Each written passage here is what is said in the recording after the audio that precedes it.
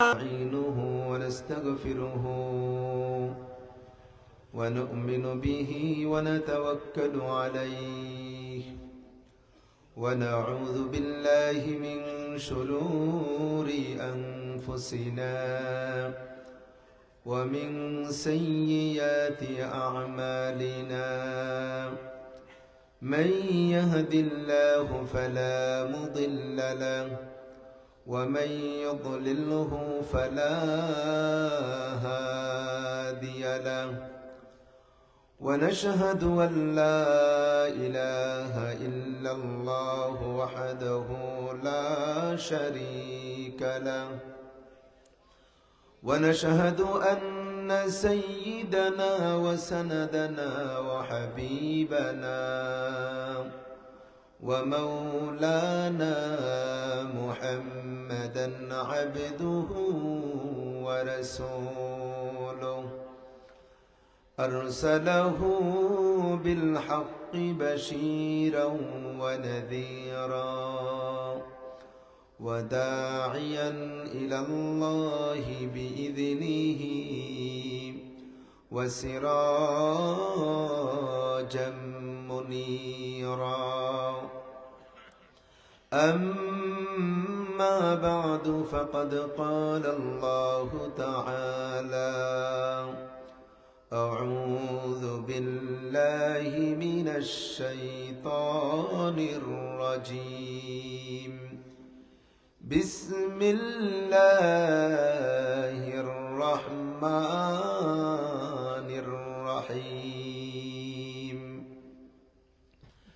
كل نفس ذائقة الموت وقال رسول الله صلى الله عليه وسلم القبر روضة من رياض الجنة أو حفرة من حفر النار أو كما قال عليه الصلاة والسلام সবাই দরুদ শরীফ পড়ব اللهم صل على محمد وعلى آل محمد كما صليت على إبراهيم وعلى آل إبراهيم إنك حميد مجيد اللهم بارك على محمد وعلى آل محمد كما باركت على إبراهيم وعلى آل إبراهيم إنك حميد مجيد بلغ العلا بكماله كشف الدجى بجماله حسنت جميع خصاله صلوا عليه وآله بلغ العلا بكماله كشف الدجى بجماله حسنت جميع خصاله صلوا عليه وآله لا إله إلا الله لا إله لا إله إلا الله لا إله إلا الله لا إله إلا الله لا إله إلا الله لا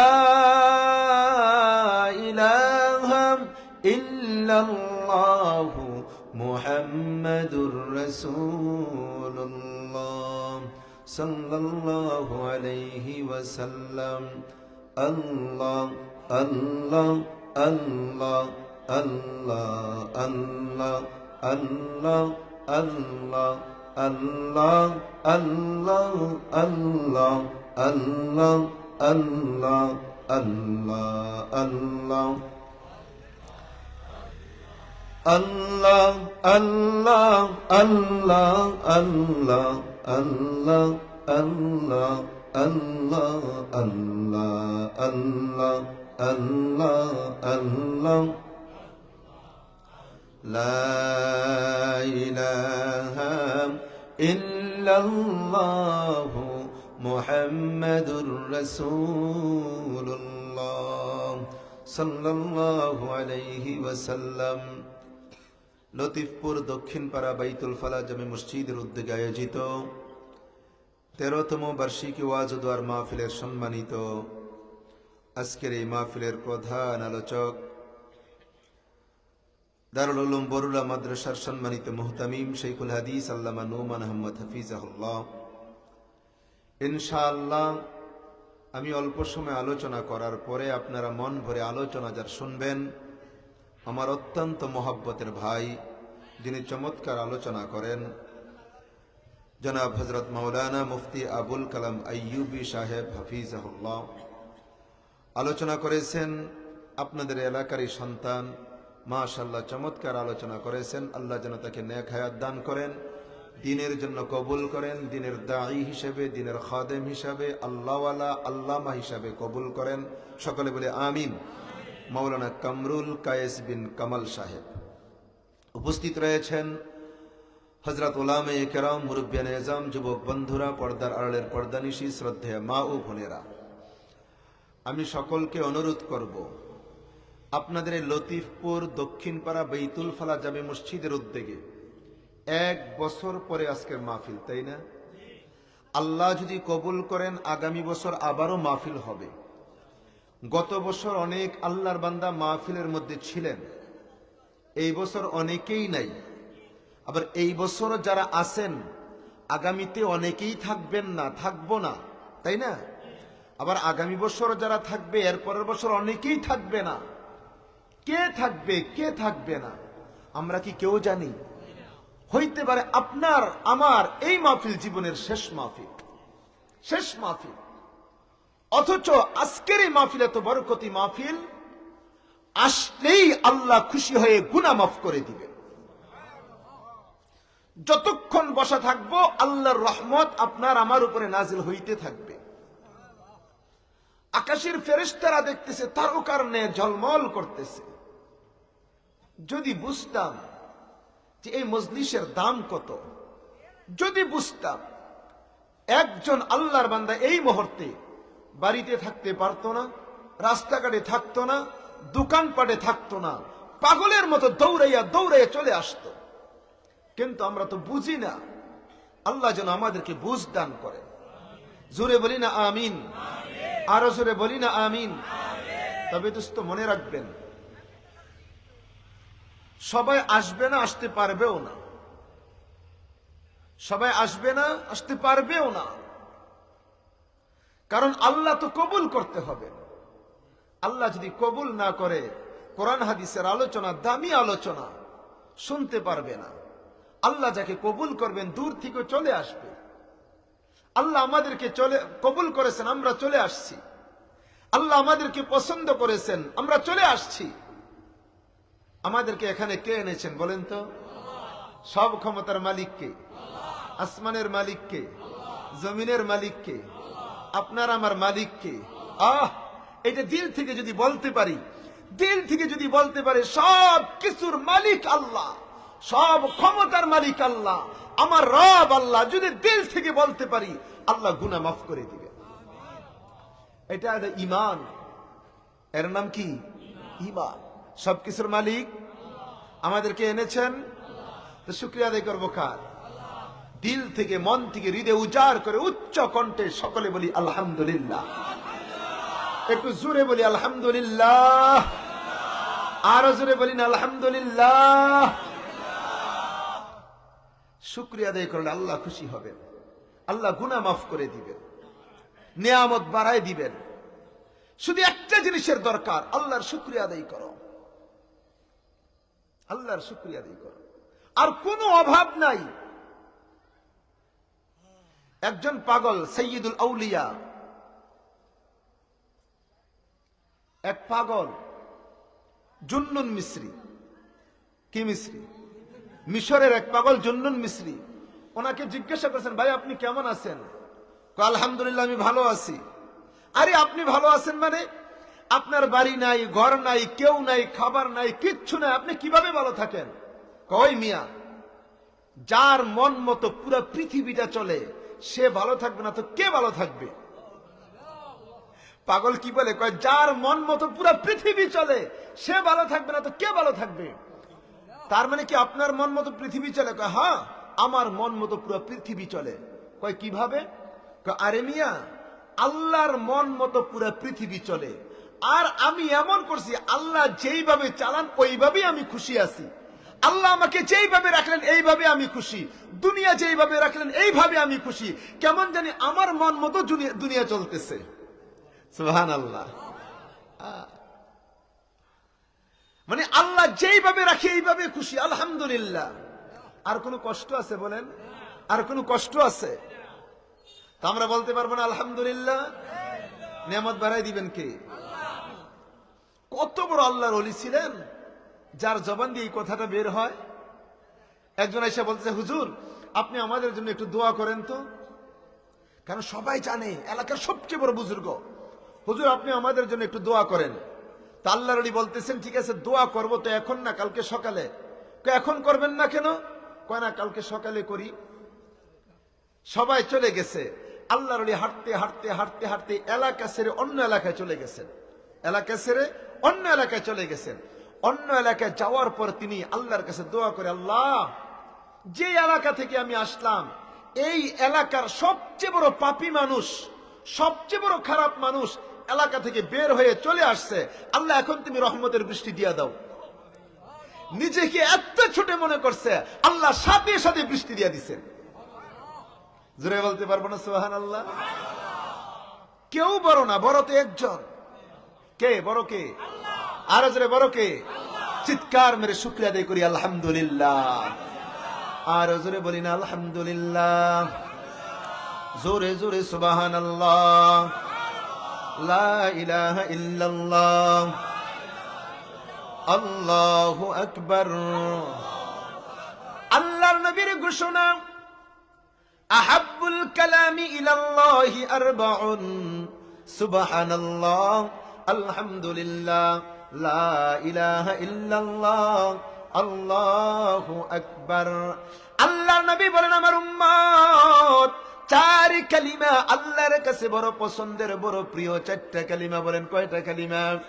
এই চারটা কালিমা আল্লাহর কাছে প্রিয়। এক নম্বর সুবহানাল্লাহ, দুই নম্বর আলহামদুলিল্লাহ, তিন নম্বর লা ইলাহা ইল্লাল্লাহ, চার নম্বর আল্লাহু আকবার। এই কালিমাগুলি কার কাছে প্রিয়? জোরে বলি না কার কাছে প্রিয়? এ ভাই, আমরা তো মাঝে মধ্যে মনে করি হায় রে হায়, আমি তো গ্রামের মানুষ, যারা বড় বড় বুজুর্গ মানুষ, আল্লাহওয়ালা, যারা শাইখুল হাদিস, যারা বড় আলেম, তারা যে কত আমল করে, সেই আমলগুলি আমরা জানিও না, পারিও না, করতেও পারি না। মনে মনে হয় না? এমন আমল, কোন আমলগুলি করে তারা শাইখুল হাদিস হয়ে গেল? কোন আমলগুলি করে বড় পীর হলো? কোন আমল করে বুজুর্গ হয়ে গেল? এই চিন্তা মাঝে মধ্যে আপনার আমার মনের মধ্যে আসে। কিন্তু মনে রাখবেন, মনে রাখবেন, আল্লাহর নবী বলেন এত দামি কালিমা সুবহানাল্লাহ, আলহামদুলিল্লাহ, লা ইলাহা ইল্লাল্লাহ, আল্লাহু আকবার, যে যত বড় আল্লাহর ওলি হইলেন, এই কালিমাগুলি, এই জিকিরগুলি করেই তারা বড় ওলি হয়েছেন। বলি না সুবহানাল্লাহ? এগুলি পরেই বড় ওলি হয়েছেন। যত বড় ওলি, নামাজ কিন্তু 5 ওয়াক্ত বেশি না, নাকি? হযরতে মূসা আলাইহিস সালাম আল্লাহর কাছে বলে, মালিক এমন একটা কালিমা তুমি আমাকে শিখাইয়া দাও, যেই কালিমাটা পৃথিবীর মধ্যে সবচেয়ে দামি, সবচেয়ে দামি, সবচেয়ে দামি। এমন একটা কালিমা শিখাও, সবচেয়ে দামি কালিমা। আল্লাহ তাআলা বললেন, মূসা রে তুমি পড়ো লা ইলাহা ইল্লাল্লাহ, লা ইলাহা ইল্লাল্লাহ। মূসা নবী বললেন, আল্লাহ এই কালিমা তো সবাই পড়ে। দাউদ নবী এই কালিমা পড়লেন, আদম নবী এই কালিমা পড়লেন, নূহ নবী এই কালিমা পড়লেন, সমস্ত নবী পয়গম্বর লা ইলাহা ইল্লাল্লাহ পড়লেন। ও মালিক, আমারে আলাদা একটা কালিমা শিখাইয়া দাও। আমার আল্লাহ বললেন, ও মূসা, এই কালিমার দাম যে কত মনে হয় তুমি জানো না। আমার এই লা ইলাহা ইল্লাল্লাহ এই কালিমার ওজন এত বেশি, এক পাল্লায় যদি এই কালিমা রাখা হয়, আর এক পাল্লায় যদি तमाम পৃথিবী রাখা হয়, আমার এই কালিমার পাল্লার ওজন বেশি হবে। ছোট্ট কালিমা না, লা ইলাহা ইল্লাল্লাহ, লা ইলাহা ইল্লাল্লাহ। এই কালিমার পাওয়ার কত বেশি। আল্লাহর খলিল ইব্রাহিম আলাইহিস সালাম, ইব্রাহিম খলিলুল্লাহ, আল্লাহর দোস্ত। আল্লাহর দোস্তের জন্য দুনিয়ার মধ্যে অনেক পরীক্ষা, পরীক্ষার পরে পরীক্ষা, পরীক্ষার পরে পরীক্ষা। হঠাৎ করে আল্লাহর খলিল ইব্রাহিম নবীর জন্য আগুন, এমন আগুন জ্বালাইছে, এমন আগুন যে আগুনের উপর গিয়া পাখিও উড়তে পারে না। এই আগুনের মধ্যে ইব্রাহিম খলিলকে ফেলে দিবে। ইব্রাহিম নবী টেনশন শুরু করলেন, করবোটা কি, কে আমাকে বাঁচাইবে? না না, আজকে আমার মা আমার পক্ষে না, বাবাও আমার পক্ষে কাজ করে না, আমার ভাই আমার পক্ষে কাজ করবে না, আমার বন্ধু আমার পক্ষে কাজ করবে না। না রে না না, কেউ নাই, কেউ নাই। এ আগুন থেকে আমাকে কে বাঁচাবে, কে বাঁচাবে? ইব্রাহিম في نار الحريق حين نادى قال لا إله إلا الله لا إله إلا الله। আল্লাহর খলিল ইব্রাহিম আলাইহিস সালাতু ওয়াস সালাম আগুনের মধ্যে পড়ে যাবেন। ইব্রাহিম নবী বলেন, আরে না, দুনিয়ার কেউ আমাকে বাঁচাইতে পারবে না, একমাত্র আমার আল্লাহ আমাকে বাঁচাইতে পারে। বলেন ঠিক কি ঠিক না? ইব্রাহিম নবী লা ইলাহা ইল্লাল্লাহর জিকির আরম্ভ করে দিলেন। লা ইলাহা ইল্লাল্লাহ পড়তেছেন পড়তেছেন, আমার আল্লাহ ডাক দিয়া বললেন, এ আগুন, সাবধান সাবধান, আমার বন্ধু ইব্রাহিম আগুনের মধ্যে আসতেছে, তুমি কিন্তু জান্নাতের বাগান হয়ে যাও। কদের কুদরত দারি হরচে খাহি আকুনি, জিন্দারা মুর্দা কুনিও মুর্দারা জিন্দা কুনি। চিৎকার মেরে বলি না আল্লাহু আকবার। খাকো আবো বাদো আতিশ বান্দান, বামানো মুর্দা বা হক জিন্দান। ইব্রাহিম নবীকে আগুনের মধ্যে ফেলে দিল। আল্লাহর খলিল ইব্রাহিম নবী যখন আগুনের মধ্যে পড়ে গেলেন, এইবারে তিনি চিন্তা করলেন, এইটা আবার কেমন আগুন, এই আগুনটা কেমন আগুন। আগুনের মধ্যে আমি পড়লাম, এই আগুনের মধ্যে গরমও লাগে না, ঠান্ডাও লাগে না, মজা আর মজা। এইটা আবার কেমন আগুন, গরমও নাই, ঠান্ডাও নাই, ক্ষুধাও লাগে না, তৃষ্ণাও লাগে না, শুধু মজা আর মজা, আরাম আর আরাম। আল্লাহর খলিল ইব্রাহিম নবী চিন্তা করলেন, না রে না, এই আগুন থেকে আমি আর বের হব না, আগুনের মধ্যেই থাকবো, কারণ এত মজা বাহিরেও নাই। সুবহানাল্লাহ। ইব্রাহিম নবী সিদ্ধান্ত নিলেন, না না, এই আগুন থেকে বের হওয়া যাবে না। একদিন গেল, 2 দিন গেল, বের হয় না, 1 সপ্তাহ হয়ে গেল, বের হয় না। কিতাবের মধ্যে আছে 40 দিন আল্লাহর খলিল ইব্রাহিম নবী আগুনের মধ্যে ছিলেন। যখন 40 দিন হয়ে গেল, আমার আল্লাহ হুকুম করলেন, আমার খলিল ও ইব্রাহিম, আর কতদিন আগুনের মধ্যে থাকবা গো? এইবারে তুমি বের হয়ে যাও, যাও বের হও। আল্লাহর খলিল ইব্রাহিম নবী বের হলেন।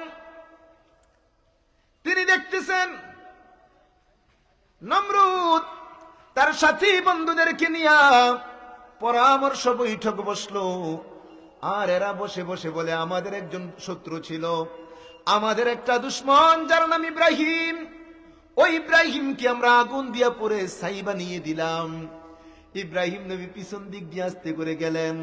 যাওয়ার পর বলতেছে, ও নমরুদ, তুমি কারে ছাই বানাইছো? তুমি কারে পড়ছো?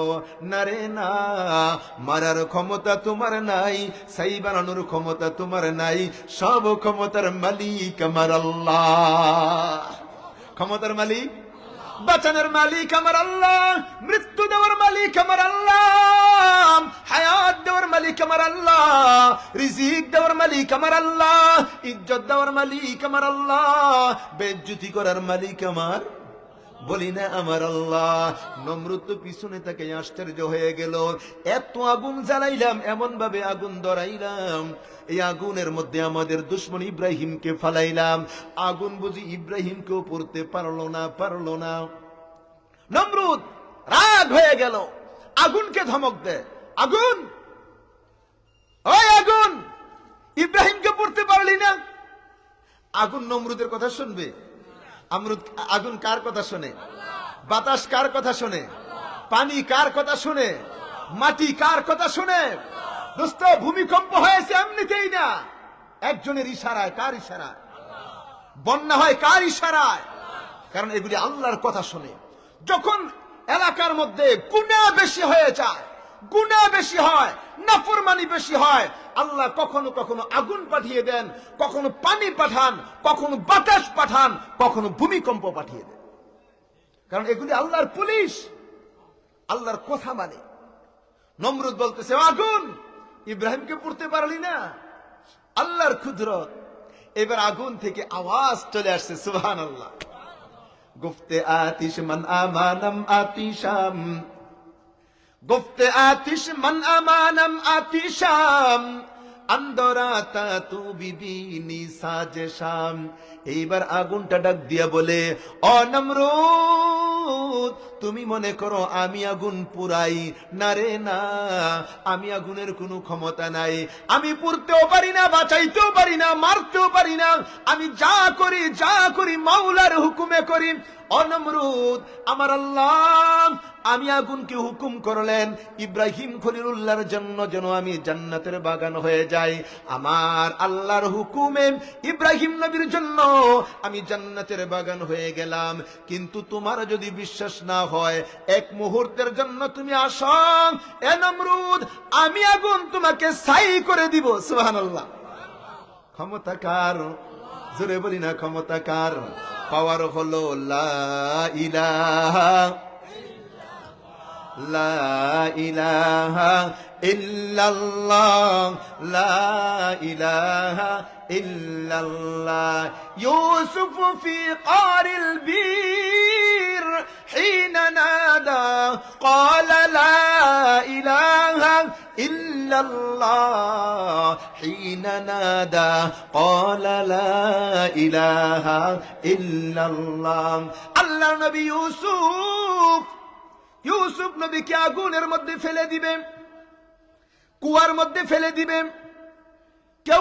কেউ নাই মরুভূমি, আপন ভাইগুলি কুয়ার মধ্যে ফেলে দিবেন।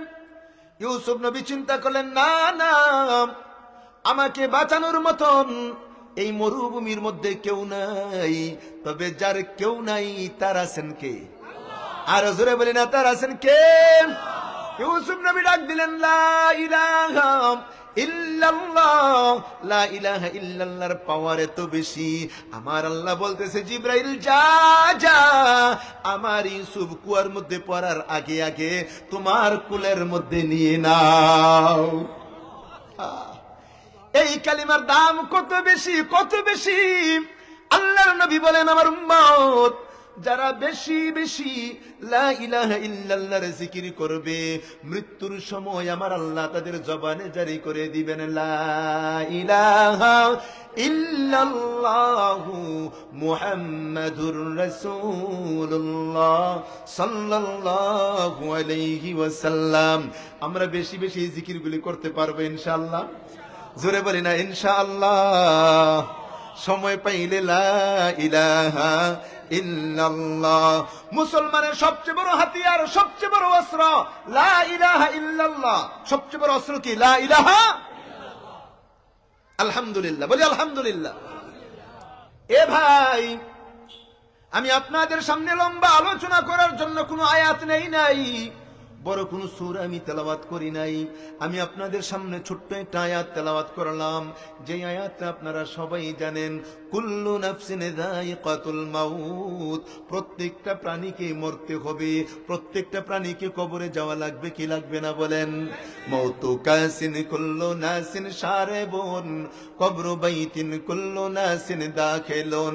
यही हम सब मुसाफिर हैं, कब्र आखिर ठिकाना, कोई आगे रवाना है कोई पीछे रवाना। ए भाई बाबा, আমার মা বোন পায়ের মধ্যে হাত দিয়া বলে যাই, না রে নাম, দুনিয়ার মধ্যে আপনিও থাকবেন না, আমিও থাকবো না। হায় রে, মাঝে মধ্যে রাত্রের বেলা যখন শুয়ে যাই, শোয়ার পর আমি চিন্তা করি, এই দুনিয়াতে আসলাম তো বেশি দিন হলো না, কিন্তু আমাদের গ্রামের চিন্তাগুলি করি। হায় হায়, আমাদের বাড়ির মধ্যে কত মানুষ আমি দেখেছিলাম, আমার আব্বাকে দেখলাম, আমার চাচাকে দেখলাম, আমার জ্যাঠাকে দেখলাম, না না কেউ নাই, দাদাকে দেখলাম, দাদিকে দেখলাম, কেউ নাই, নানা দেখলাম, নানি দেখলাম, মামাদেরকে দেখলাম, মামিদেরকে দেখলাম, আশেপাশে বাড়ি ঘরের কত মানুষ দেখলাম, না না সকলেই তো চলে গেছে, চলে গেছে। তারা কোন জায়গায় গেল, কোন দেশে গেল? এমন একটা জায়গা যার নাম কবর, যার নাম, যার নাই কোনো খবর। আজকে ডিজিটাল যুগ, মুহূর্তের মধ্যে আমেরিকার খবর নেওয়া যায়, লন্ডনের খবর নেওয়া যায়, কিন্তু রে ভাই খবরের কিন্তু খবর নেওয়া। অনেকের প্রাণের মা, অনেকের প্রাণের বাবা, এ ভাই বাড়ির পাশেই মাটির নিচে রেখে আসলাম। দুনিয়ার কত মানুষের খবর পাই, কিন্তু বাবার খবর পাই না, মার খবর পাই না। এ ভাই, আপনাদের দোয়া, আল্লাহর মেহেরবানি, প্রতিদিন যখন মাহফিলের মধ্যে যাই, বয়ানের মধ্যে বসি, চেয়ারে বসি, সামনে যখন সাদা দাড়িওয়ালা আমার মুরব্বী বাবাদেরকে দেখি, হঠাৎ করে মাঝে মধ্যেই মনটা বাবার কথা মনে চলে আসে। বাবার কথা যখন মনে আসে, তখন হঠাৎ করে মনটা ভেঙে যায়। হায় রে হায়, কত মানুষ দেখলাম, কিন্তু বাবারে আর পাই না, পাই না, পাই না। না না, আর পাওয়াও যাবে না, বলেন ঠিক কি ঠিকই না? আপনিও চলে যাবেন, আমিও চলে যাব, আপনিও যাবেন কবরে, আমিও যাব কবরে। আপনিও দৌড়ান, আমিও দৌড়াই। কোন দিকে দৌড়াই? কোন জায়গায় যাওয়ার জন্য দৌড়াই? আপনিও কবরে যাওয়ার জন্য দৌড়ান, আমিও কবরে যাওয়ার জন্য দৌড়াই। এ ভাই বাবা, কেউ একটা গাড়ি, একটা ট্রেন, আমরা সকলেই ট্রেনের যাত্রী, সকলেই কিন্তু ট্রেনের যাত্রী। কারো ট্রেনের ডাব্বাটা সামনে, কারোরটা মাঝে, কারোরটা পিছনে, বলেন ঠিক কি ঠিকই না? সকলে দৌড়াইতেছি, দৌড়াইতেছি কবরের দিকে। দোস্ত, ঢাকা থেকে যখন রওনা দিলাম, লতিফপুর এলাকার মধ্যে মাহফিলের মধ্যে আসব। এ ভাই বাবা, আমার মা বোন, আমার সামনে যে গাড়ি, ওই গাড়ির পিছনে লেখা বিরতিহীন গাড়ি, বিরতিহীন গাড়ি।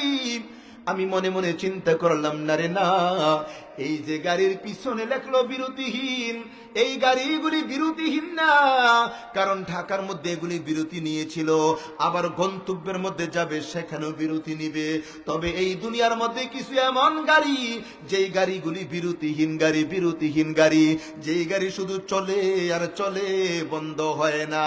ওই গাড়ি কোন গাড়ি? যেই গাড়িগুলি বিরতিহীন। এ ভাই বাবা, আপনার আমার গাড়ি, আমার মা বোনদের গাড়ি। আমরা যদি ঘুমাই, আমরা ঘুমাই থাকলেও আমাদের গাড়িটা টিক টিক টিক টিক করে চলে, বলেন ঠিক কি ঠিকই না? আমরা ঘুমাই থাকলেও আমাদের গাড়ি চলে, সজাগ থাকলেও আমাদের গাড়ি চলে, আমরা তিলাওয়াত করলেও আমাদের গাড়ি চলে, আমরা গান শুনলেও আমাদের গাড়ি চলে, আমরা জিকির করলেও আমাদের গাড়ি চলে, আমরা যদি বকা দিই তাও গাড়িটা চলে, বলেন ঠিক কি ঠিকই না? আমরা মালিকের গোলামি করলেও গাড়ি চলে, মালিকের নাফরমানি করলেও আমাদের গাড়ি চলে চলে। কিন্তু ভাই, মনে রাখবেন গো, আপনার আমার গাড়ি কিন্তু বেশি দিন চলবে না।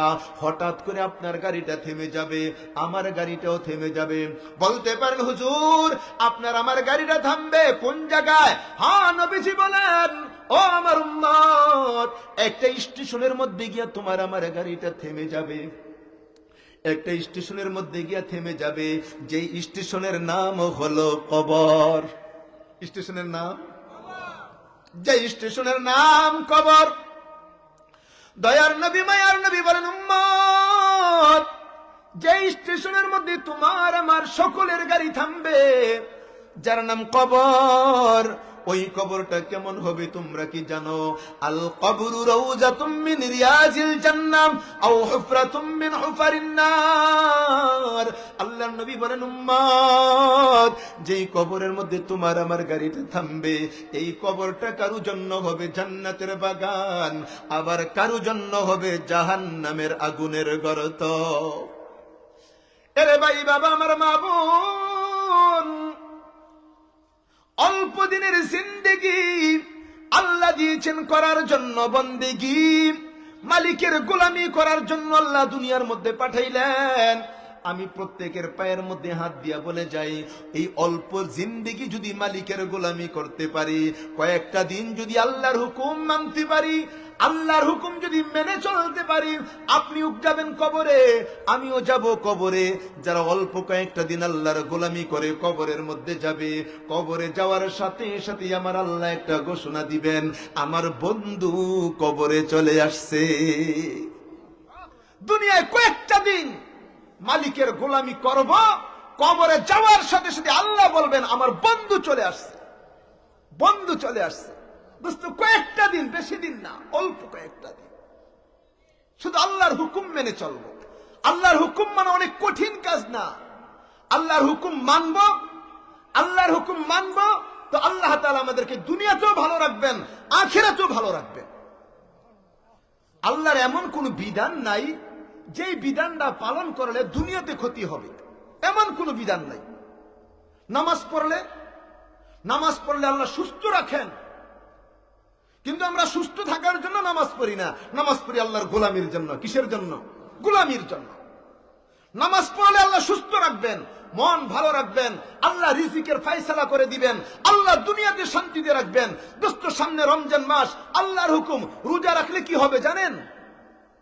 এখন তো ডাক্তাররা বলতেছে তুমি রোজা রাখো, তুমি সুস্থ হয়ে যাইবা।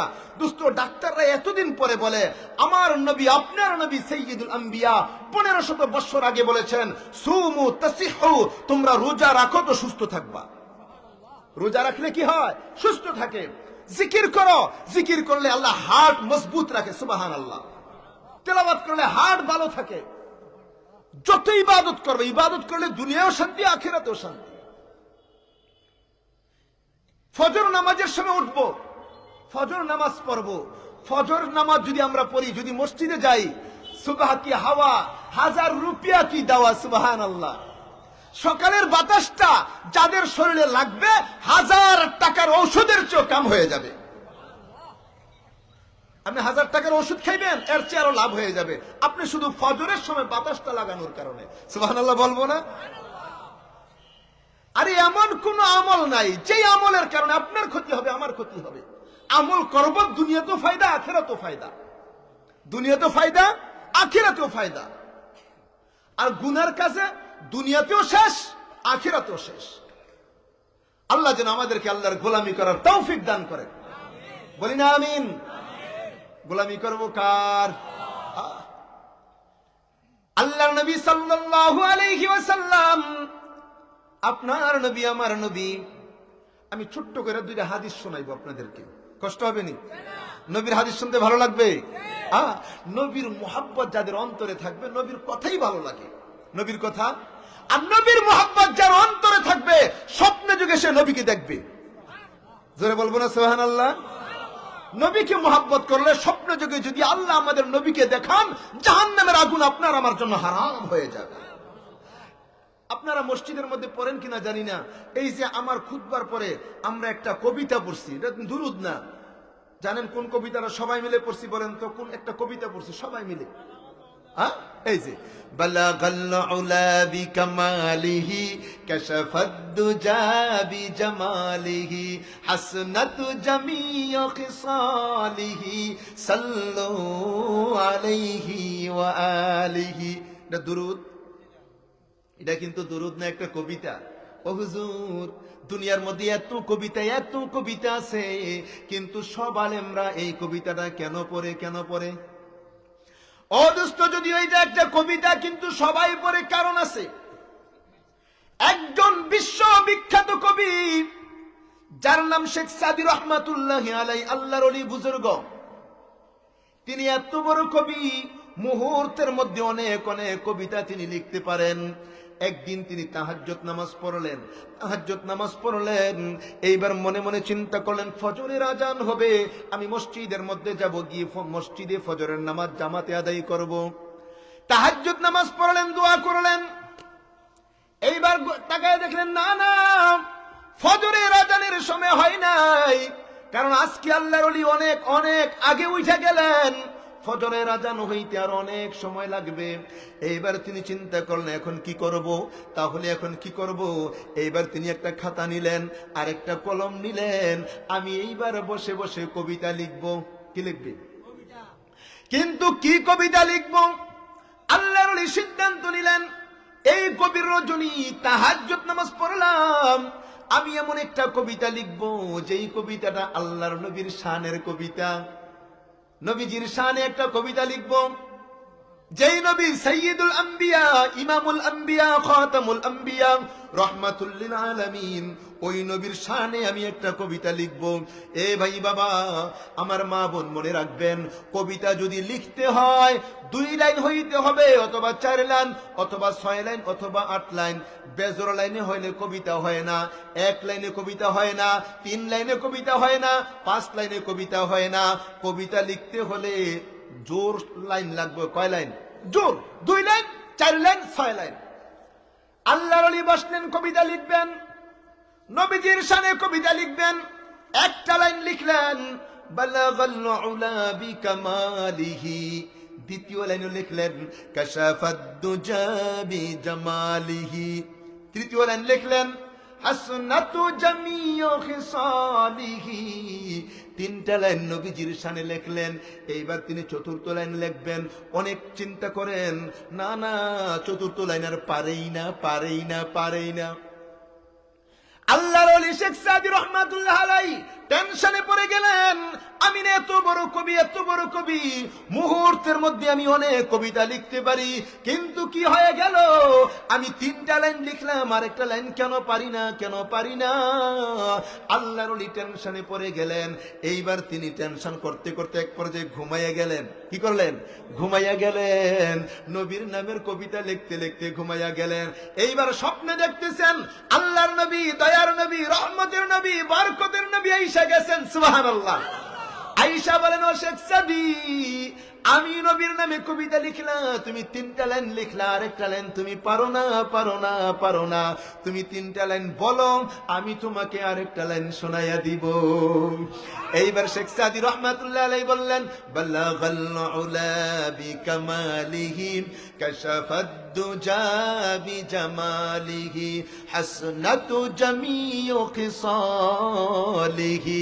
আল্লাহর নবী বললেন, ও শেখ সাদি, 4র্থ লাইন তুমি লেখো, সাল্লু আলাইহি ওয়া আলিহি, বালাগাল উলা বিকামালিহি, কাশাফাদ দুজা বিজামালিহি, হাসনাতু জামিউ খিসালিহি, সাল্লু আলাইহি ওয়া আলিহি।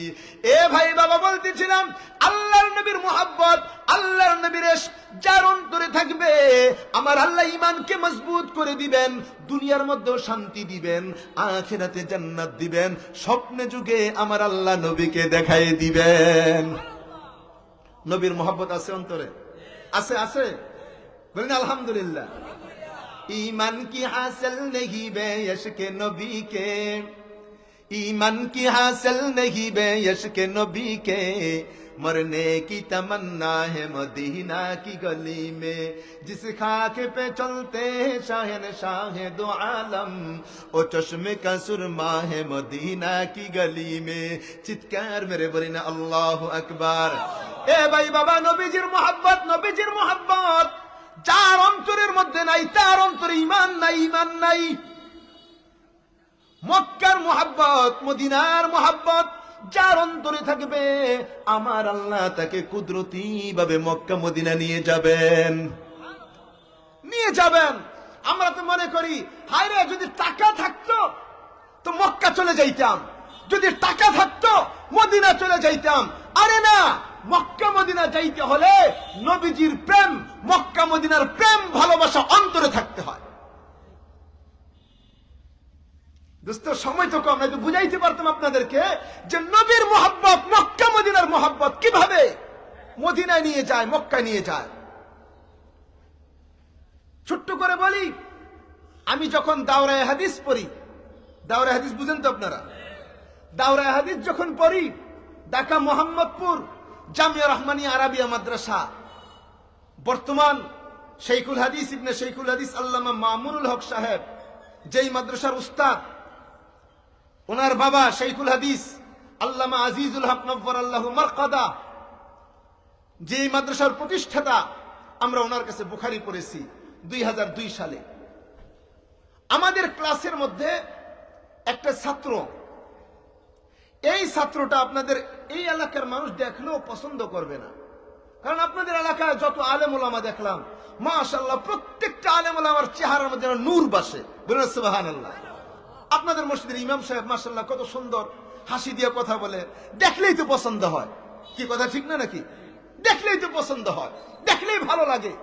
কিন্তু আমাদের ক্লাসে একটা ছাত্র ছিল তাওহীদ, নাম কি? তাওহীদ। একেবারে কালো, হ্যাংলা পাতলা, কণ্ঠ সুন্দর না, একটু কালো, আবার হলো হ্যাংলা পাতলা, আবার কণ্ঠ সুন্দর না, গরিব মানুষ, বাবাও নাই, এতিম। এই ছেলে হঠাৎ করে দাওরা পড়া অবস্থায় কাবা ঘরের পাগল হয়ে গেছে। কার পাগল? ছেলেটা কাবা ঘরের পাগল, কাবা ঘরের পাগল। কেউ শুনে না, কে শোনেন? কেউ জানে না, কে জানেন? আমার বড় মোহাব্বতের ভাই, যাকে আমি কলিজা দিয়ে মোহাব্বত করি, এখনো মোহাব্বত করি, মাঝে মধ্যে এখনো আমাদের মধ্যে কথা হয়। হঠাৎ একদিন দেখলাম আমার এই তাওহীদ ভাই বাজার থেকে একটা বই আনলেন, গজলের বই। অনেকে হাসাহাসি করে, ও তাওহীদ ভাই, তোমার তো কণ্ঠ নাই, কণ্ঠ ছাড়া গজলও বলা যায় না, কিভাবে তুমি গজল বলবা? আমিও বললাম, ভাই আপনি গজলের বইটা আনলেন কেন? আমাকে বলে, আব্দুল কাইয়ুম ভাই, গজলের বই কিনলাম, আমি পুরা গজল পড়বো না, সব গজল পড়বো না, আমি শুধু একটা গজলের 2 লাইন পড়বো। কয় লাইন? একটা গজল দেখলাম, এই প্রথম 2টা লাইন দেখলাম, এই 2টা লাইনের জন্য আমি আশেক হয়ে গেলাম। সারাদিন 2 লাইন পড়ে। কোন গজল জানেন? আল্লাহ আমায় নসিব করো কাবার জিয়ারত, আল্লাহ কাবার জিয়ারত। এই শুধু এতটুকু পড়ে, আর না। সকল ছাত্র আশ্চর্য, এ তাওহীদ ভাই পড়ার ফাঁকে ফাঁকে শুধু এই গজলটা পড়ে, আল্লাহ আমায় নসিব করো কাবার জিয়ারত, আল্লাহ আমায় নসিব করো কাবার জিয়ারত। মাঝে মধ্যে আমাকে বলে, আব্দুল কাইয়ুম ভাই আপনি পড়েন, আমি শুনি। আমি পড়তাম, আল্লাহ আমায় নসিব করো কাবার জিয়ারত। এ ভাই বাবা, আমি যখন গজলের 1 লাইন 2 লাইন আমি পড়তাম, আমি দেখতাম আমার ভাই তাওহীদ ভাইয়ের চোখ বেয়ে বেয়ে পানি পড়ে। কাবা ঘরের জিয়ারতের জন্য পাগল পাগল হয়ে গেছে। আল্লাহ কবুল করে নিলেন, আল্লাহ কবুল করে নিলেন। ওই বছর আমাদের মাদ্রাসার মধ্যে একটা সমাবেশ, ওই সমাবেশের মধ্যে একজন এমপি আসছেন, যে এমপি ছিলেন মুফতি শহীদুল ইসলাম এমপি। উনি আইসা ওনার বক্তব্যের মধ্যে একটা ঘোষণা দিয়ে দিলেন। ঘোষণাটা হলো এই বছর বাংলাদেশ বেফাক বোর্ডে যে পরীক্ষা হবে, এই পরীক্ষার মধ্যে জামিয়া রহমানিয়ার কোন ছাত্র যদি সারা বাংলাদেশের মধ্যে সবচেয়ে বেশি নাম্বার পেয়ে ফার্স্ট হয়, আমি তাকে কাবা ঘরে জিয়ারত করাই দিব, হজ করাই দিব। ছাত্র কান্না করতেছে, আল্লাহ আমায় নসিব করো কাবার জিয়ারত। আরেকজন এমপি সাহেব ঘোষণা দিল, সারা বাংলাদেশের মধ্যে বেশি নাম্বার পেয়ে ফার্স্ট হইলে কাবার জিয়ারত করাই দিব। সুবহানাল্লাহ। তাওহীদ ভাই পরে, আল্লাহ আমায় নসিব করো কাবার জিয়ারত, চোখ বেয়ে বেয়ে পানি পড়ে। আর ঘোষণা হয়ে গেল, পরীক্ষায় যদি ফার্স্ট হও কাবাগর জিয়ারত করাই দিব। আল্লাহর কুদরত, আল্লাহর মেহেরবানি, কয়েকদিন পরেই ব্যাপক পরীক্ষা শুরু হয়ে গেল। আমরা সকলেই ব্যাপক পরীক্ষার মধ্যে অংশগ্রহণ করলাম। তাওহীদ ভাইও অংশগ্রহণ করলেন। রমজান মাস যখন আসলো, ব্যাপক পরীক্ষার রেজাল্ট যখন আউট হলো, এইবার আমরা দেখলাম আল্লাহর মেহেরবানি, সারা বাংলাদেশের মধ্যে সবচেয়ে বেশি নাম্বার পেয়ে ফার্স্ট হলেন আমার এই কালো তাওহীদ ভাই। আমি তো বলি না রে না, এটা আমার কালো ভাই না, এটা হলো আমার একটা কালো মানিক। বলেন ঠিক কি ঠিক না? যেই কথা সেই কাজ। ও তাওহীদ, তুমি সবচেয়ে বেশি নাম্বার পেয়ে ফার্স্ট হইলা, এইবার তুমি পাসপোর্ট করো। এই সামনে কুরবানির আগেই আমি তোমাকে হজ করাই দিব। চলে গেলেন মক্কা, কাবাগর জিয়ারত করে চলে আসছেন। দোস্ত, টাকার দরকার না মনের দরকার? বলেন না, টাকার দরকার না মনের দরকার? এমন অসংখ্য ঘটনা, অসংখ্য ঘটনা। নিজের কথা বলা ঠিক না, তারপর আমার নিজের একটা কথা বলে ফেলি, বলবো। 2009 সালে আমার এক ভাই, হয়তো আপনারা দুই একজন চিনতেও পারেন, একজন বক্তা আছে শফিউল্লাহ লোহরি। কেউ চিনেন বক্তা শফিউল্লাহ লোহরি? কেউ নাম শুনছেন? যাই হোক, শুনলে ভালো, না শুনলেও ভালো। উনি হজে যাবেন 2009 সালে। যখন হজে যাবেন, আমি ওনাকে বলতেছি, ভাই আপনি তো হজে যাবেন, তো আমার একটা দিলের চাহিদা হলো আপনাকে আমি এয়ারপোর্ট পর্যন্ত নিয়ে যাব। তো উনি, আমার বয়স বড়, আমাকে ছোট ভাইয়ের মতন আদর করে, আমি ওনাকে বড় ভাইয়ের মতো সম্মান করি। তো আমাকে বললেন, ঠিক আছে চলো, তুমি আমাকে এয়ারপোর্ট নিয়ে যাইবা, ভালো। আমি ওনার গাড়িতে এয়ারপোর্ট গেলাম। তো আপনারা যারা এয়ারপোর্ট গেছেন, আপনারা জানেন যেখানে ইমিগ্রেশন করা হয়, ভিতরে সাধারণ মানুষ যাইতে পারে না, শুধু যাত্রীরা ভিতরে যাবে, সাধারণ কেউ যাইতে পারে না। কিন্তু ভাই গেলেন, আমিও এমন একটা ভাব নিলাম, সবাই মনে করছে আমিও যাত্রী, আমিও ভিতরে ঢুকে গেছি। আমার কোনো চেক করে আমি ভিতরে ঢুকে গেছি। এমন জায়গায় গেছি যেখানে যাওয়ার পরে আমি দেখতেছি, হায় হায়, শত শত হাজার হাজার মানুষ, তারা কাবাগর জিয়ারত করার জন্য, হজ করার জন্য, নবীর রওজা জিয়ারত করার জন্য, কাবাগর তুওয়াফ করার জন্য, সাই করার জন্য, আরাফা, মুজদালিফা, মিনার মধ্যে যাওয়ার জন্য তারা প্রস্তুত। তারা তো কাপড় পরে সব রেডি, ইহরামের কাপড় পরে রেডি, তারা এখন বিমানে উঠবে। এই দেখে হায় হায়, আমার ভিতরে তো আগুন জ্বলতেছে। হায় রে, সবাই যাইতেছে, আমি তো যাইতে পারি না। আমি মনে মনে বলতেছি, মালিক, আমার ক্ষমতা আছে এয়ারপোর্টে আসা, আমি এয়ারপোর্ট আসছি, আমার ক্ষমতা অনুযায়ী চেষ্টা করেছি এয়ারপোর্টের ভিতরে আসার, কিন্তু মালিক, আমি বিমানে ওঠার ক্ষমতা আমার নাই, ইহরামের কাপড়টা পরার ক্ষমতা আমার নাই। ওই সময় আমার উপর হজ ফরজ হয় নাই। আল্লাহ, আমার তো ক্ষমতা নাই, কিন্তু তোমার তো ক্ষমতা আছে। তুমি চাইলে আমাকে ইহরামের কাপড় পরাইতে পারো, তুমি ইচ্ছা করলে আমাকে বিমানে উঠাইতে পারো, তুমি ইচ্ছা করলে আমাকে কাবাগর জিয়ারত করাইতে পারো, তুমি ইচ্ছা করলে আমাকে নবীর রওজায়ও নিতে পারো। পারে কি পারে না? আমি আমার ভাইকে দিয়ে বাহিরে চলে আসলাম, মসজিদে এসে কান্না করতেছি, আল্লাহ, আমার যতটুকু ক্ষমতা আমি চেষ্টা করেছি, কিন্তু এর বাইরে আমার কিচ্ছু করার নাই, বাকিটা তুমি করবা, বাকিটা তুমি করবা। পরে শুক্রবার, জুমার দিন, জুমার নামাজ পড়াইলাম। আমি এখনো ওই মসজিদে আছি। ওই মসজিদে প্রায় 20 বছর আমার হয়ে গেল, ঢাকায় গাউসুল আজম জামে মসজিদ। আমি যখন জুমার নামাজ পড়াইলাম, নামাজের পরে আবার দোয়া করছি, কান্না করছি, আল্লাহ, আমার ক্ষমতা অনুযায়ী আমি চেষ্টা করলাম, কিন্তু বাকিটা তোমার ইচ্ছা। দোয়া করতেছি। দোয়া করার পরে, মুনাজাতের পরে আমার মসজিদের মুতওয়াল্লি, আল্লাহ যেন ওনাকে জান্নাতবাসী করে দেন, সফিউল্লাহ শিকদার সাহেব, উনি আমাকে বলতেছেন, হুজুর, আপনি কি মক্কা মদিনা যাওয়ার জন্য আপনার মনটা খুব চায়? আমি বলছি, হাজী সাহেব কি বলেন, মন চায় মানে? আল্লাহ যে কখন নিবেন আল্লাহই তো ভালো জানেন। আমি তো আর এতটা কিছু বুঝি না, আল্লাহ ভালো জানেন কখন নিবেন। মন তো চায়, কারণ মুসলমান তো আমাদের সবই তো কাবাগরের থেকে হয়। মন তো চায় ওই কাবাগরে যাইতে। আল্লাহর বান্দা বলতেছেন, হুজুর, কালকে সকালে আপনি আমার অফিসে আসবেন, কালকে শনিবার, অফিসে আইসেন। আমি মনে করছি গেলে একটু গল্প করবে। যাওয়ার পরে আমাকে 6000 টাকা দিয়ে বলছেন, আপনি এই টাকাটা ওই অমুক জায়গায় দিবেন, দিলে আপনাকে ইমার্জেন্সি পাসপোর্ট করে দিবে। 6000 টাকা দিলেন, আমি পাসপোর্ট করে নিয়ে আসলাম। পাসপোর্ট আনার পরে ওনাকে বললে আমাকে দেন, ওনাকে দিলাম। দেওয়ার কয়েকদিন পরে বলতেছে, হুজুর, আপনার জন্য আল জিয়ারত ট্রাভেলস এর মধ্যে 2,20,000 টাকা আমি জমা দিয়ে দিছি। যে আপনার আসা যাওয়া থাকা খাওয়া কুরবানি সব ওই ট্রাভেলস ওয়ালারা করবে। কিন্তু আলহামদুলিল্লাহ আলহামদুলিল্লাহ, যাওয়ার একদিন আগে আবার আমাকে ডাকলেন, ডেকে বলতেছেন, হুজুর আপনার সব খরচ ট্রাভেলস থেকে ব্যবস্থা হবে, কিন্তু যাওয়ার পর আপনি চা খাইবেন না? হ্যাঁ, চাটা খামো ইনশাল্লাহ, ব্যবস্থা আছে। না না, কিসের ব্যবস্থা? আমি আপনাকে 10,000 টাকা দিলাম, এই টাকা দিয়ে আপনি ওইখানে চা খাইবেন, কিছু ঘুরবেন, জুস টুস খাইবেন। আলহামদুলিল্লাহ, ব্যবস্থা করলেন কে? বলেন না, ব্যবস্থা করলেন কে? সব কিছুর মালিক আল্লাহ, সব কিছুর মালিক আল্লাহ। যাই হোক দোস্ত, আমি আপনাদেরকে বলেছিলাম যে আমি আপনাদেরকে একটা শুধু হাদিস শোনাইব।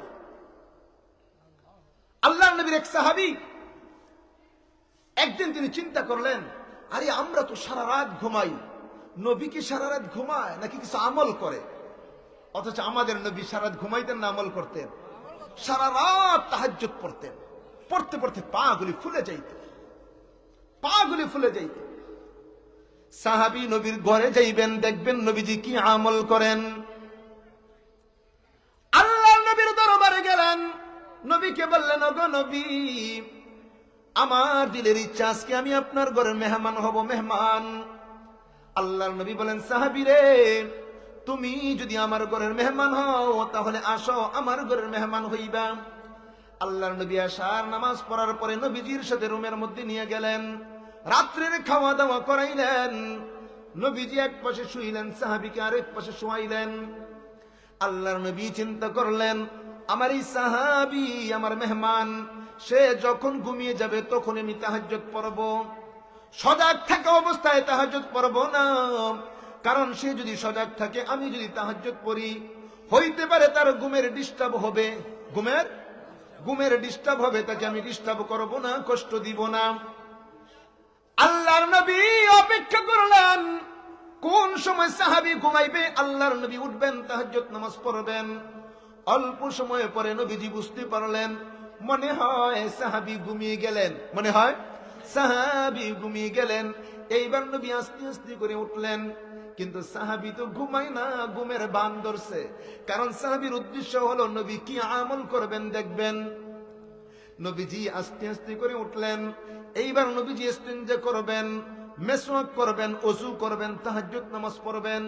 সাহাবী মনে মনে চিন্তা করলেন, আজকে আমি একটা সুযোগ পাইলাম, যেই সুযোগটা কেউ পায় না, কেউ পায় না। এত গভীর রাত, দুনিয়ার সব মানুষগুলি ঘুমাইলো, আল্লাহর নবী এখন তাহাজ্জুদ পড়ার জন্য উঠলেন। নবীর খেদমতের জন্য কেউ নাই। এই গভীর রাত্রে আমি যদি নবীজির খেদমত করি, সামনে পানিটা একটু সামনে দেই, মেসওয়াকটা নবীজির সামনে ধরি, আল্লাহ তাআলা খুশি হবেন, আল্লাহ আমাকে মাফ করে দিবেন। সাহাবী ঘুম থেকে উঠা গেলেন। সাহাবী আল্লাহর নবীর সামনে মেসওয়াকটা দিলেন, আল্লাহর নবীর সামনে পানিটা দিলেন। আল্লাহর নবী মেসওয়াক করলেন, ওযু করলেন। এইবার নবীজি তাহাজ্জুদের নামাজে দাঁড়াইবেন, আল্লাহর কাছে দোয়া করবেন। আল্লাহর নবী সাহাবীর আমলের কারণে, কাজের কারণে খুশি হয়ে গেলেন, খেদমতের কারণে খুশি হয়ে গেলেন। নবীজি বলেন, আরে সাহাবী, এই গভীর রজনী কেউ নাই, শুধু তুমি একা। আমার সামনে তুমি মেসওয়াক দিলা, পানি দিলা, আমি নবী তোমার উপরে খুশি হয়ে গেলাম। সাহাবী রে, এই মুহূর্তে তুমি যা চাইবা, আমি নবী আল্লাহর কাছে দোয়া করব, আমার আল্লাহ তোমাকে তাই দিবেন। ও সাহাবী, বলো না তুমি কি চাও, আমি আল্লাহর কাছে বলবো, আল্লাহ তোমাকে দিয়া দিবেন। এ ভাই, নবী বললেন, তুমি যা চাইবে আমি দোয়া করব। আমি হইলে তো বলতাম, নবী দোয়া করেন আমার জন্য যেন একটা বাড়ি হয়ে যায়, একটা গাড়ি হয়ে যায়, তাই না? কিন্তু না, আল্লাহর নবীর সাহাবী, আল্লাহর নবীর সাহাবী বাড়ি চায় না, গাড়ি চায় না, নারী চায় না, টাকা চায় না, সম্পদ চায় না। সাহাবী বলেন, ওগো নবী, আপনি আল্লাহর কাছে দোয়া করবেন, আল্লাহ যেন আমার মনের আশাটা পূর্ণ করে দেন। আর আমার মনের আশা হলো আমি যেন জান্নাতের মধ্যে আপনার সাথে থাকতে পারি, জান্নাতে যেন আপনার সাথে থাকতে পারি। আল্লাহর নবী বললেন, সাহাবী রে, এমন বড় জিনিস চাইও না, আরো অন্য একটা জিনিস চাও। আওয়া গায়রু যালিক, এইটা বাদ দিয়ে অন্য একটা চাও, আরেকটা চাও। কিন্তু সাহাবী নাসরবান্দা বলেন, না না ওগো নবী, আপনি আল্লাহর কাছে দোয়া করেন, আমি এইটাই চাই, আমি জান্নাতের মধ্যে যেন আপনার সাথে থাকতে পারি। নবীজি বললেন, সাহাবী অন্য একটা চাও? না না, আমি এইটাই চাই, আমি এইটাই চাই। আল্লাহর নবী বললেন, এ সাহাবী, তুমি যদি আমি নবীর সঙ্গে জান্নাতে থাকতে চাও, আলাইকা বিকাসরাতিস সুজুদ, তাহলে তুমি বেশি বেশি করে সেজদা দিবা, বেশি বেশি করে নামাজ পড়বা। তুমি যদি বেশি বেশি সেজদা দাও আর বেশি বেশি নামাজ পড়ো, সময় মতো নামাজ পড়ো, নামাজের গুরুত্ব দাও, তাহলে তুমি আমি নবীর সঙ্গে জান্নাতে থাকবা। নামাজ, এ সাহাবী, আল্লাহর কুদরতি পায়ের মধ্যে সেজদা দিবাম, আমি নবীর সঙ্গে তুমি জান্নাতে যাইবা। সুবহানাল্লাহ। সেজদাটা কি জিনিস? সেজদা কি জিনিস? এ ভাই বাবা, আপনিও সেজদা দেন, আমিও সেজদা দেই। আমরা সেজদা দেই কি দেই না? সেজদাটা কি জিনিস? সেজদা হলো আল্লাহ তাআলার সাথে কথা বলার একটা মাধ্যম। আল্লাহর সাথে কথা বলতে মনে চায়? কার কার মনে চায়? দুই হাত উঁচু করে দেখাই। নারে তাকবীর, নারে তাকবীর। মুসা নবী তুর পাহাড়ে গেলেন, আল্লাহ তাআলার সাথে কথা বললেন। হঠাৎ করে মুসা নবী আল্লাহকে একটা প্রশ্ন করলেন, ও মালিক, আমি মুসা তুর পাহাড়ে আসলাম আপনার সাথে কথা বলার জন্য। আল্লাহ গো, এই পৃথিবীর আর কোন মানুষ কি আপনার সাথে কথা বলতে পারবে? আমি মুসা একাই কথা বলবো না, আর কেউ কথা বলতে পারবে? আল্লাহ বললেন, আরে মুসা, তুমি আমার সাথে কথা বলো। মুসা রে, এই পৃথিবীর মধ্যে আরো এমন কিছু মানুষ দুনিয়াতে আগমন করবেন, ওই মানুষগুলি আমি আল্লাহর সাথে কথা বলবে। মুসা নবী জানতে চাইলেন, আল্লাহ, আর কোন কোন মানুষ তোমার সাথে কথা বলবে? আল্লাহ তাআলা ঘোষণা করলেন, মুসা রে, এমন একজন নবী দুনিয়াতে আগমন করবেন, যেই নবী হবেন সাইয়্যিদুল আম্বিয়া, ইমামুল আম্বিয়া, খাতামুল আম্বিয়া, রাহমাতুল লিল আলামিন, যেই নবী হবেন হাবিবুল্লাহ, আমি আল্লাহর প্রিয় বন্ধু। এরে মুসা, ওই নবীর উম্মতগুলি দুনিয়ার মধ্যে থাকা অবস্থায় আমি আল্লাহর সাথে কথা বলবে। মুসা নবী আশ্চর্য হয়ে গেলেন, আল্লাহ, ওই নবীর উম্মতেরাও তোমার সাথে কথা বলবে? হ্যাঁ হ্যাঁ, কথা বলবে। মুসা নবী জানতে চাইলেন, ও মালিক, এরা কি কথা বলার জন্য তুর পাহাড়ে আসবে কিনা? কারণ আমি মুসা তো বাড়িতে থেকে তোমার সাথে কথা বলতে পারি না, রাস্তায় থাকলেও তোমার সাথে কথা বলতে পারি না, অন্য পাহাড়ে গেলেও কথা বলতে পারি না। ও মালিক, তুর পাহাড়ে আসা ছাড়া তোমার সাথে কথা হয় না। আখিরি জমানার পয়গম্বরের উম্মত, এরা যখন তোমার সাথে কথা বলবে, এরা কি তুর পাহাড়ে আসবে কিনা? আল্লাহ বলে, না রে মুসা, না, এরা আমি আল্লাহর সাথে কথা বলার জন্য তুর পাহাড়ে আসা লাগবে না। এরা মসজিদের মধ্যে থাকবে, আমি আল্লাহর সাথে কথা বলবে, বাসার মধ্যে থাকবে, আমি আল্লাহর সাথে কথা বলবে, রাস্তার মধ্যে থাকবে, আমি আল্লাহর সাথে কথা বলবে। সুবহানাল্লাহ। মুসা নবী জানতে চাইলেন, আল্লাহ, আমি আর তুমি যেমন কাছাকাছি কথা বলি, এরা কি এমন কাছাকাছি থাকবে নাকি? আল্লাহ বললেন, ও মুসা, বলো না, তুমি কোথায় আর আমি কোথায়? মুসা নবী বললেন, আল্লাহ, আপনি হলেন পাহাড়ের চূড়ায়, আমি হলাম পাহাড়ের নিচে, আপনার সাথে আমার সাথে কথা হয়। আল্লাহ বলে, না রে মুসা, না, আমি পাহাড়ের উপরে, তুমি পাহাড়ের নিচে, দুইজনের মধ্যে কথা হয়, ব্যাপারটা এমন না।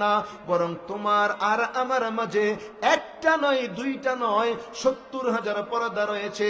একটা পর্দা থেকে আরেকটা পর্দার দূরত্ব হলো 1000 বছরের রাস্তা। এমন 70,000 পর্দার এক পাশে তুমি আর এক পাশে আমি, তোমার মাঝে আমার মাঝে কথা হয়। মুসা রে, আখিরি জমানার পয়গম্বরের উম্মত, এরা যখন আমি আল্লাহর সাথে কথা বলবে, এদের মাঝে আমার মাঝে কোনো পর্দা থাকবে না। আস-সাজিদু ইয়াসজুদু আলা কদামির রহমান। এ ভাই বাবা, আমার মা বোন, আপনি যখন সেজদা দেন, আমি যখন সেজদা দেই, আমরা সেজদাটা কোন জায়গার মধ্যে দেই? আমরা তো মনে মনে চিন্তা করি আমরা মসজিদের টাইলসের মধ্যে সেজদা দেই, আমরা চাটির মধ্যে সেজদা দেই, আমরা কার্পেটের মধ্যে সেজদা দেই, কাপড়ের মধ্যে সেজদা দেই। নবীজি বলেন, আরে উম্মত না, তুমি আর আমি যখন সেজদা দেই, আমাদের এই কপাল মাটিতে লাগানোর আগে আগে আমার আল্লাহর কুদরতি পাগুলি কপালের নিচে বিছাইয়া দেন। আমরা তো আল্লাহর কুদরতি কদমের মধ্যে সেজদা দেই। এ ভাই বাবা, আপনি আর আমি যখন সেজদা দেই, আমার আল্লাহ ডেকে বলেন, ইয়া মালাইকা ইরফা হিজাব বাইনি ওয়া বাইনা আবদি, ফেরেশতারা রে, আমার বান্দা আর আমি আল্লাহর মাঝে যত পর্দা আছে পর্দা সরাইয়া দাও। বিনা পর্দায় আমার বান্দাগুলি আমি আল্লাহর সাথে কথা বলবে। দোস্ত, যখন সেজদা দেই বিনা পর্দায় আল্লাহর সাথে কথা বলি, আল্লাহর সাথে কথা বলি। আল্লাহ আমাদেরকে মাফ করে দাও। বলি না আমিন? আর জোরে বলি না আমিন? কষ্ট হয় আপনাদের? কষ্ট হইতেছে? আচ্ছা, প্রতিদিন কি মাহফিল হয় আপনাদের এলাকায়? প্রতিদিন মাহফিল হয়? হয় না? আজকেও যে আমি আর অল্প সময় কথা বলবো, শেষ করে দিব। তারপরে আবুল কালাম আইয়ুবী সাহেব আমার ভাই, তিনি আসবেন, আলোচনা করবেন। উনিও যে লম্বা আলোচনা করবেন তা না, অল্প আলোচনা করেই উনিও শেষ করে দিবেন। দোস্ত, উনি চলে যাবেন, আমিও চলে যাব, আপনারাও চলে যাবেন। একদিন দুনিয়া ছেড়ে আপনি আমি চলেই যাব, দুনিয়া ছেড়েই চলে যাব, কেউ থাকবো না, কেউ না। এমন একটা দিন হবে দোস্ত, আপনার নাম এই এলাকার মধ্যে বললে কেউ চিনবে না। বাবা, এমন একটা দিন হবে আপনার নাম এলাকায় বলবে, এই মহল্লায় বলবে, কেউ চিনবে না। কয়দিন? বেশি দিনও লাগবে না। যদি আমি আপনাদেরকে জিজ্ঞাসা করি, আপনার নাম বলতে পারবেন, বাবার নাম বলতে পারবেন, দাদার নাম বলতে পারবেন, পরদাদার নাম বলতে পারবেন, এরপরে এরপরে কি? কেউ পারবে না। তা আপনি একদিন পরদাদার বাপ হয়ে যাবেন তো? আমাকে জিজ্ঞাসা করেন আপনার নাম, আমি বলবো আমার নাম মোহাম্মদ আব্দুল কাইয়ুম, বাবার নাম মরহুম শফিকুল ইসলাম, দাদার নাম সন্দু মেম্বার, দাদার বাবার নাম দিল্লর আলী সরকার, ওনার বাবার নাম শরফুদ্দিন হাজি, ওনার বাবার নাম জানি না, ওনার বাবার নাম জানি না, শেষ। এমন একটা দিন হবে আপনার নাম আমার নাম কেউ জানবে না। আজকে বাড়ির জন্য পাগল না আমরা? দু একজন তো গেছে, যে বাড়িতে চলে যাবে, যাবেন। বাড়ির এত মহাব্বত, এত মায়া, যাবেন। বাড়ির জন্য মায়া আপনারও লাগে, আমারও লাগে। ওই যে মক্কা গেছি, মদিনা গেছি, কাবাঘরের সামনে কাবাঘর দেখতেছি, যতক্ষণ দেখতেছি মজাই লাগে, মজাই লাগে। হঠাৎ করে আকাশের দিকে তাকায় চিন্তা করলাম, কোথায় আসলাম, আমার বাড়ি কোথায়, আমি আসলাম কোথায়? বাড়ির কথা মনে হয় না? কক্সবাজার গেল বাড়ির কথা মনে পড়ে, জাফলং গেল বাড়ির কথা মনে পড়ে, কুয়াকাটা গেল বাড়ির কথা মনে পড়ে। আলহামদুলিল্লাহ, আল্লাহ তো মোটামুটি সারা বাংলাদেশে ঘুরাইছে এক মাহফিলের উসিলায়, কোরআন হাদিসের উসিলায়। কক্সবাজার অনেক গেছি, অনেকবার গেছি ফ্রি, কারণ মাহফিলের উসিলায় গেছি। টেকনাফও মাহফিল করছি, তারপরে সেন্ট মার্টিন আল্লাহ মাহফিল করাইছে, আলহামদুলিল্লাহ। এই মাহফিলের উসিলায় জাফলং মাহফিল করছি, মাহফিলের উসিলায় সারা দেশ ঘুরলাম। কিন্তু যেখানে যাই বাড়ির কথা মনে পড়ে। তবে দোস্ত, আমি আপনাদেরকে বলে যাই, আপনার বাড়ির কথা আপনার মনে পড়ে, আমার বাড়ির কথা আমার মনে পড়ে। আপনার বাড়ির জন্য আপনার মায়া লাগে, আমার বাড়ির জন্য আমার মায়া লাগে। তবে আপনার বাড়িটা কি দিয়ে বানাইছেন? রড, সিমেন্ট, ইট, বালু দিয়ে বানাইছেন। আমার বাড়িটা কি দিয়ে বানাইছি? রড, সিমেন্ট, ইট দিয়া, টিন দিয়া, কাঠ দিয়া বানাইছি। এই বাড়ির জন্য যত মায়া লাগবে, এই বাড়ির জন্য যত মায়া লাগবে, যত মহব্বত হবে, এই বাড়িতে আপনাকে আমাকে রেখে দিবে নাকি? থাকতে পারবো? কেউ থাকতে পারবো না। এই বাড়িতে কেউ থাকতে পারবো না। এমন একটা দিন হবে, মা, আমার বোন, আমার ভাই, আমার বাবা, এমন একটা দিন হবে আপনার আমার আপন জনেরা এই বাড়ি থেকে বের করে দিবে, আপন জনেরা বাড়ি থেকে বের করে দিবে। যেই দিন আপনাকে আমাকে বের করে দিবে, আর কেউ একদিনের জন্য না, এক মুহূর্তের জন্য আর বাড়িতে ঢুকাইবে না। ঘর থেকে বের করে দিবে, আপনার খাটে আপনি আর শুইতে পারবেন না। এই গ্লাস দিয়ে আর এক ফোঁটা পানি পান করতে পারবো না, একটা লুকমার খাবার খাইতে পারবো না, সব শেষ, সব বন্ধ হয়ে যাবে চিরদিনের জন্য, কিয়ামত পর্যন্ত আর না, শেষ। যেই চলে গেছে আর আসতে পারে নাই। আমি মাঝে মধ্যে এলাকার মধ্যে গেলে রাস্তার দিকে তাকাই, হাই রে আমার বাবাকে কত দেখলাম এই রাস্তা দিয়ে হাঁটছে, এই যে বাবা চলে গেল আর আসলো না। আপনিও যাবেন, আমিও যাব, তবে ইমানদার মুসলমান আমাদের টেনশন নাই, কারণ আল্লাহ তাআলা আপনার জন্য, আমার জন্য, প্রত্যেকের জন্য একটা একটা বাড়ি বানাইছেন। বাড়িটার নামটা আপনারা বলতে হবে, জোরে বলেন না, আরো জোরে। জান্নাতে আল্লাহ বাড়ি বানাইছেন। আর ওই বাড়িটা কেমন বাড়ি? মালা আইনুন রাআত ওয়ালা উযুনুন সামিআত ওয়ালা খাতারা আলা কলবি বাশার। আল্লাহর নবী বলেন, উম্মত, আমার আল্লাহ তোমার আমার জন্য জান্নাত বানাইছেন। জান্নাতে প্রত্যেকের জন্য একটা একটা করে বাড়ি বানাইছেন। তবে ওই বাড়ির মধ্যে দুনিয়ার কোনো ইটও নাই, রডও নাই, সিমেন্টও নাই, বালিও নাই, পানিও নাই। এই উম্মত, ওই বাড়ির মধ্যে দুনিয়ার কোনো টিন নাই, কাঠ নাই, কি দিয়া বানাইছেন? আমার আল্লাহ জান্নাতে বানাইলেন। জান্নাতি স্বর্ণ, জান্নাতি রূপা, জান্নাতি হীরা মুক্তা দিয়ে আল্লাহ বানাইছেন।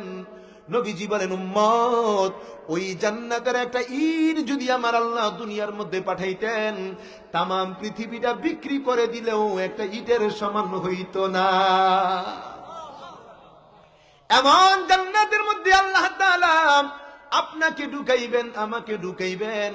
ঢুকানোর পরে অবস্থাটা কি হবে?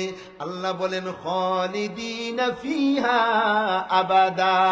আল্লাহ বলে, বান্দারে, আমি আল্লাহ যখন তোমাকে জান্নাতের মধ্যে ঢুকাইবো, ঢুকাইবো তো ঢুকাইবো, জান্নাতের মধ্যে ঢুকাইবো তো ঢুকাইবো, আমি আল্লাহ যেদিন তোমাকে জান্নাতের মধ্যে ঢুকাইবো, আমি আল্লাহ আর কোনোদিন ওই জান্নাত থেকে বের করব না। জান্নাতে আল্লাহ যেদিন ঢুকাইবেন, ওই জান্নাত থেকে আল্লাহ আর কোনোদিন বের করবে না। বলেন সুবহানাল্লাহ। এমন জান্নাতে যাওয়ার দরকার আছে না নাই? দুনিয়ার যত খাবার আর জান্নাতের খাবার এক খাবার। দুনিয়ার যত খাবার পচা খাবার, দুনিয়ার যত ভালো খাবার তত পচা খাবার, যত ভালো খাবার তত পচা। দুনিয়ার খাবার ভালো খাবার, বিয়ে শাদীর খাবার ভালো খাবার না?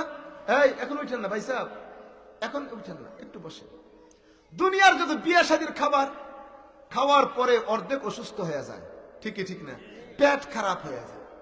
আরে এখন বুঝলাম না, সারা দেশে মাহফিলের মধ্যে গেলে মানুষ পাগল হয়ে গেছে খালি তেল খাওয়ার জন্য। বাজি রান্না করে এটাও তেল দিয়ে বইরে রাখে, আছে না? না আপনাদের এলাকায় এমন হয়নি? তেল খাওয়ার জন্য মানুষ পাগল হয়ে গেছে, অথচ এটা এত ক্ষতিকর জিনিস। তেলটা খাইলে ক্ষতি, কিন্তু এইটা খাওয়ার জন্য মানুষ পাগল। কেন পাগল হয় বুঝি না আমি। অনেক জায়গায় দেখি গোশত রান্না করছে তো উপর দিয়ে তেল বাসতেছে, তেল ছাড়া রান্নাই করতে পারে না। অথচ আমরা যখন ছোট ছিলাম আমাদের মা খালাদেরকে দেখতাম ছোট্ট শিশি দিয়া, ছোট্ট একটা শিশি দিয়া তেল নাই, ওই আরেক ঘর থেকে ছোট্ট ইঞ্জেকশনের শিশি দিয়া এক শিশি তেল আনছে, এই তেলটা দিয়া মাছ রান্না করছে, ডিম বাচ্চা সব রান্না করছে, আবার একটু তেল থাকছেও নাকি। আর এখন এক শিশি তেল দিয়া ডিমও বাঁচতে পারবে, একটা ডিমও বাঁচতে পারবে না। আর আগের মানুষ এই জন্য তারা সুস্থ ছিল নাকি? মানুষ তেল খাওয়ার জন্য পাগল হয়ে গেছে। আল্লাহ যেন হেফাজত করে। আমার বাসার মধ্যে আমি একদম নিষেধ যে তেল যত কম, এমন কড়াই আনছি যে কড়াইয়ের মধ্যে ডিম ভাজা তেল লাগবে না, সাদা হয়ে থাকবে, তেল ছাড়া। আলহামদুলিল্লাহ অনেক মজা, স্বাস্থ্যসম্মত। সবজি তেল ছাড়া, ভাজি তেল ছাড়া। আর আমরা মনে করি যত তেল দিব ততই মজা হবে, তত স্বাস্থ্যসম্মত। এটা যে ক্ষতিকর আমরা বুঝি না।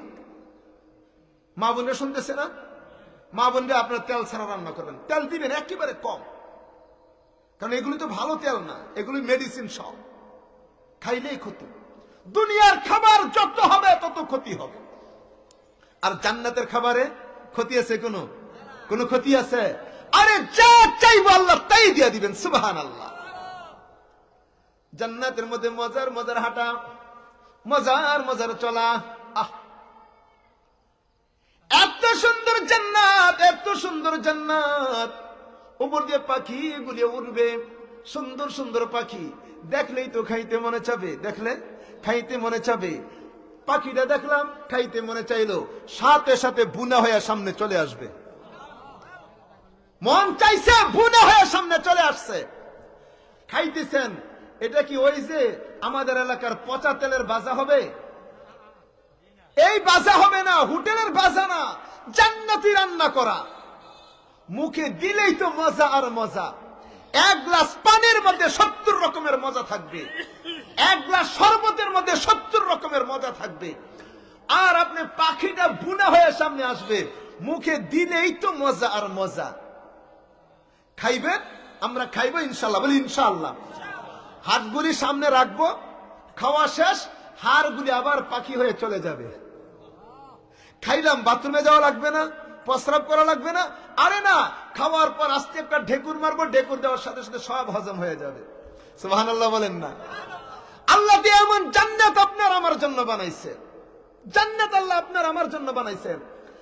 আমি ঢাকার মধ্যে আপনাদের দোয়া একটু জায়গা নিছি, একটু জায়গা কিনছি, এখন আবার জায়গার কাগজ টাগজ দিছি রাজুক অফিসে। ওইখান থেকে অনুমতি দিলে আমি বিল্ডিং করতে পারবো। এখন টিন সেট আছে, রাজুকের অনুমতি ছাড়া তো বিল্ডিং করা যাবে না ঢাকা শহরে। ওনারা যত তালা দেয়, আমি বারবার করে চেষ্টা করছি যেন একটু তালা বাড়াইয়া দেখ, হ্যাঁ তাহলে একটু বিল্ডিংটা বড় হবে। কাগজ জমা দিলাম, কিন্তু মাঝে মধ্যে এখন মনটা খারাপ হয়ে যায়। আমি একটা বোকা, আমি একটা পচা, দুনিয়ার বিল্ডিং করার জন্য টেনশন করতেছি, দুনিয়ার বাড়ির জন্য টেনশন করি, অথচ আমার আল্লাহ জান্নাতের মধ্যে বাড়ি বানায় রাখছে। কিসের দুনিয়ার বাড়ি? এই জন্য এখন কোন খোঁজ খবর নেই না। আরে আল্লাহ তোমার জন্য জান্নাতে বাড়ি বানাইছেন, দুনিয়ার বাড়ির জন্য টেনশন করি কেন? আল্লাহ আমাদের প্রত্যেকের জন্য জান্নাতে বালাখানা বানাইছেন। আর জান্নাতের বাড়িতে আপনিও ঢুকবেন, আমিও ঢুকবো, খালিদিনা ফিহা আবাদা। আল্লাহ বলেন, বান্দা জান্নাতের বাড়িতে আমি আল্লাহ যখন তোমাকে ঢুকাইয়া দিব, আর কেউ তোমাকে বের করবে না। আমাদের বাড়ি কোথায়? সবাই বলি বাড়ি কোথায়? জান্নাতের বাড়ির জন্য সবার মায়া লাগে নাকি?